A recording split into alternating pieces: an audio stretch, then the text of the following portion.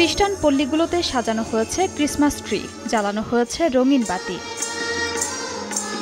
প্রথম প্রহরেই গির্জায় গির্জায় বিশেষ প্রার্থনা আর আনন্দ উৎসবের মধ্য দিয়ে উদযাপিত হয় খ্রিস্টান ধর্মাবলম্বীদের সবচেয়ে বড় উৎসব।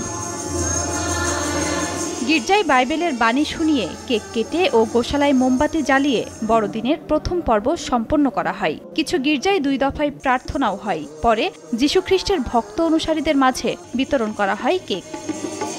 25 ডিসেম্বর যিশুর জন্মদিনকে শুভ বড়দিন হিসেবে উদযাপন করেন তার ভক্তরা। তাদের বিশ্বাস, সৃষ্টিকর্তার মহিমা প্রচারের মাধ্যমে মানব জাতিকে সত্য ও ন্যায়ের পথে পরিচালিত করতেই এদিন যিশুর আগমন ঘটেছিল।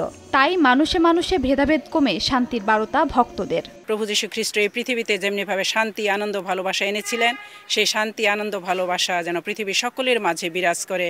ছেলে মেয়ে, নাতিপুতি সবাইকে নিয়ে যেন আমরা সুখে শান্তিতে থাকতে পারি।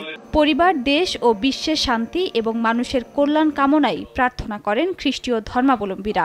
তিনি এই পৃথিবীতে এসেছেন দুস্থ, গরিব, অসহায় মানুষদের মুক্তি দিতে এবং আমাদের শান্তি দিতে। বর্তমানে বাংলাদেশে যে একটা অস্থিতিশীল অবস্থা চলছে, সেইটা যেন দূর হয় এবং আমরা সবাই যেন মিলেমিশে একটা অসাম্প্রদায়িক বাংলাদেশ যেন গড়তে পারি। মনের দিক থেকে, হৃদয়ের দিক থেকে, ভালোবাসার দিক থেকে আমাদের বড় হতে হবে।